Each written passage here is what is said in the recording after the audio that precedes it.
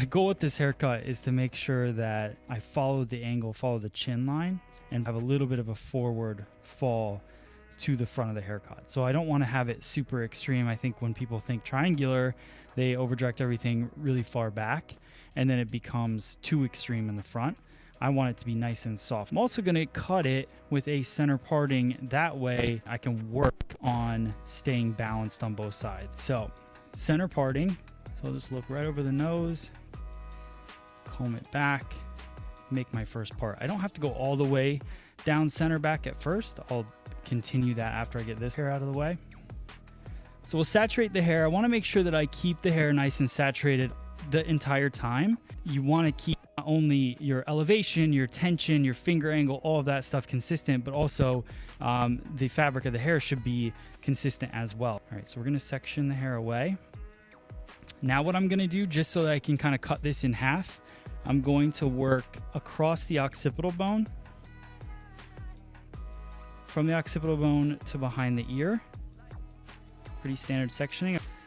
All right, so we'll comb this over. I'm going to do the same thing on this side.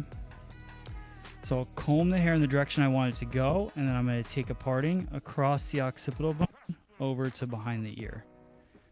If I put the comb flat just like this, you can see the angle that is created from the difference between this angle and up here, this angle, and then obviously here, this angle. This is a round surface. So if I'm holding the hair here and I continue up the head shape, that elevation gets lower and lower as you go, even though your angle stays the same. So it's not so much about finger angle. We're taught in school that this is 45. This isn't 45. 45 at this point of the head is more like this, right? But 45 at this point of the head is like this. So you have to be really well aware of what the head shape is doing, because your angle is going to reflect, and the weight and the density and everything in the haircut is going to reflect the finger angle that you have. So I'm going to part this side out of the way. So the way I'm going to work this triangular graduation is I want to make sure I'm working on a diagonal, the same angle that I want to create here, right? So that diagonal should follow through to the jawline. So I take that first parting, and this is basically going to be 90 degrees straight out from the head. And I'm going to cut my line. So bringing it back to me and cut the line. This is going to be a traveling guide. What I don't want to do is start over directing everything right away back here, because that'll already push a lot of weight right behind. I want it to be more consistent across and then start to take its dive down. Now, those of you guys that get a hole back behind the ear, first off, don't freak out about a hole, because sometimes a hole can happen, but honestly, we're going to cut into this so you can see how the hairline right here gets a little bit weaker. All of that in the dry cut, I'm going to take off, and I'm going to follow this line that I'm creating. So I'm really focused on the weight line in the interior, not so much the line on the exterior. If you come around and you just cut shorter layers in here, then you're cutting a round shape anyways. So you just need to know what you're doing. I'm cutting triangular, so as I get to the side here, everything is coming back to me. I'm not allowing my hand to go into that corner because it's triangular, so I don't want to take off the corner, I guess you should say. And then I finish off using the line from that previous section. So now you will see, as I comb that down here, that's our weight. This, you've got your line, but then it goes up and away, but that's only because the hairline goes up and away. We could continue on this side, cut this whole side if we wanted to. I personally like to work both sides to make sure I have a nice balanced shape before I move on to the rest of the cut. We're going to change up our hand positioning a little bit. I'm going to take a small diagonal forward parting that mimics the chin line, or the jawline, not the chin line. We got the head tilt forward. Now here's the hardest part. The right side becomes harder because right away my elbow needs to go in the air in order to keep my fingers pointed down to get that consistency of my combing into the new section. Already, as I push this hair in, I want to push it over.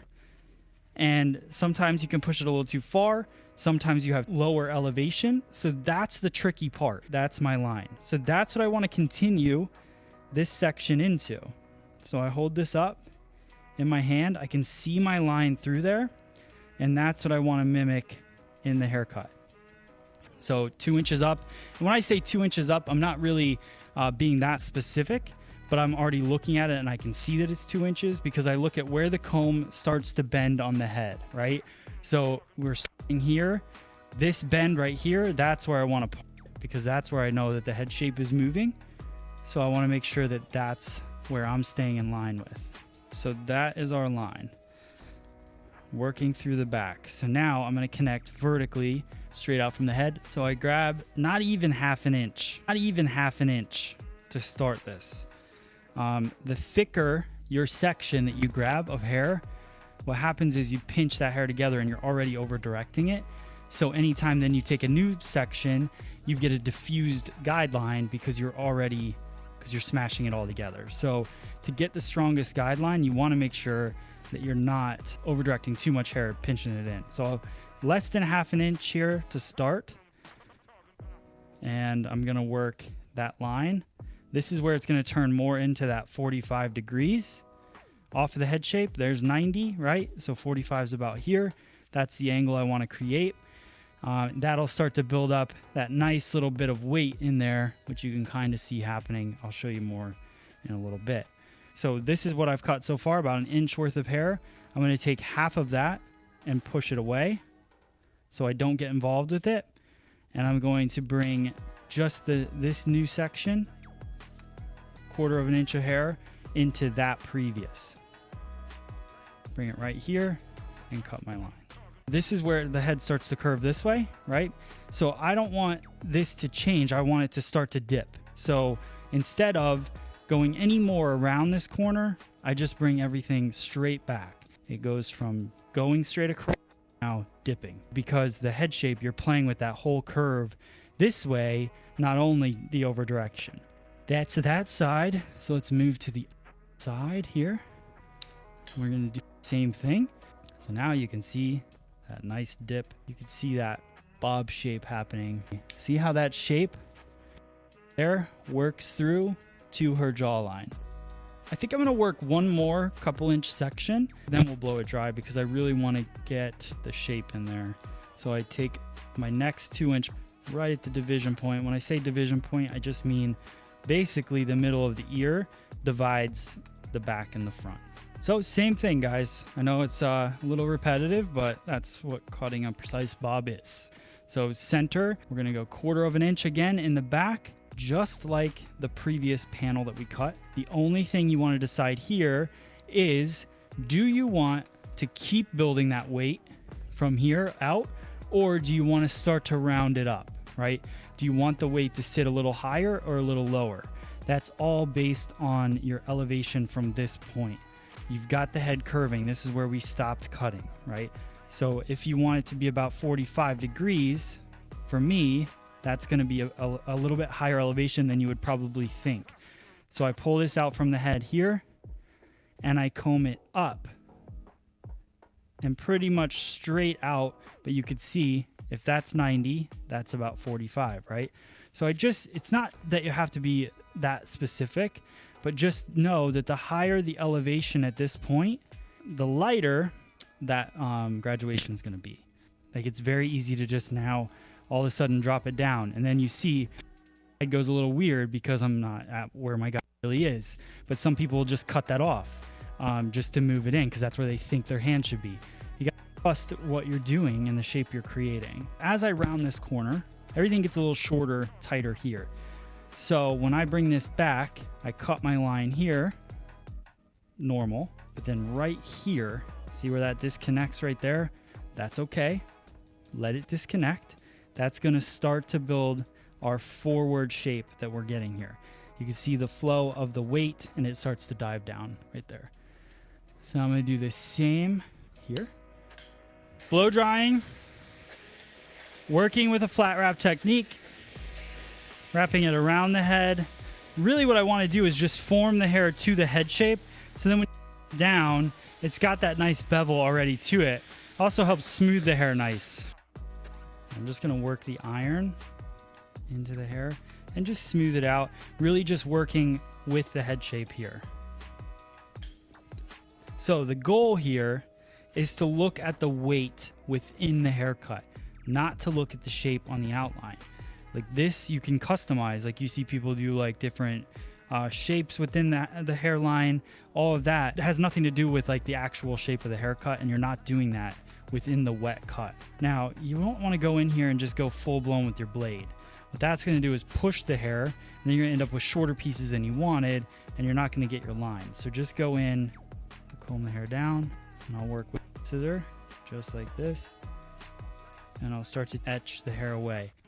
Little by little, use the tip of the scissor across. This way, you're not pushing the hair, and you get the line that you're going for.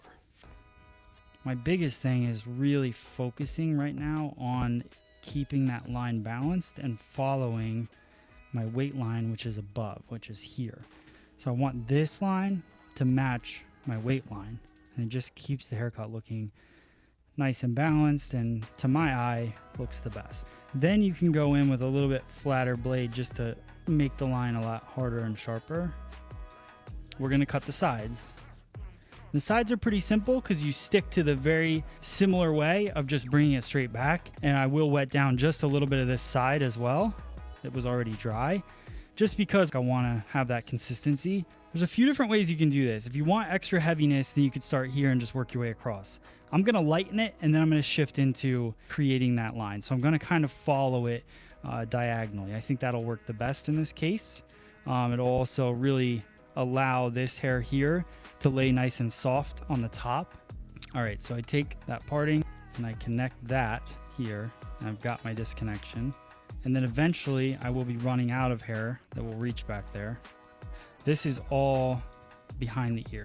Now I'm gonna take more hair. I'm gonna work diagonal forward along that jawline and bring everything back to this point. So as of right now, that first section, there's not a whole lot to cut here. So I'll take another diagonal, bring it down to me, a little more to cut. So again, I'll just work a flat wrapping technique around the head.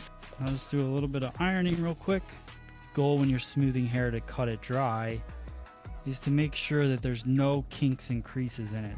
So now we've got our dry, almost done bob. So what I want to do is just go in and just soften some of this heavy weight. This is very bulky, very squared off looking. So I'm going to bring that line in. What I want to do is I want to take some of this hair out just like this. And I'm going to start underneath here, and I'm going to work, that's my perimeter line. So I want some of that to fall out. And then I'm going to do a tease cutting technique, which is a half open, half close of the scissor, which just removes some of that bulk. This technique that I'm doing here creates more of a soft effect. Yes, you can do this on curly hair. I actually really love this technique on curly hair. And the only reason I'm over directing it back is that keeps that triangular kind of forward feel to the haircut. So now it's already getting much lighter on the side. And instead of having this squared off feel, which was the old haircut, the old perimeter, I can now cut right into that line and create a more triangular perimeter. So I'm gonna go right into it.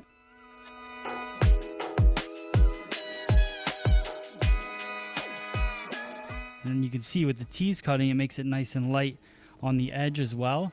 So that hair easily kind of comes back. Now I'm gonna do the same thing on this side.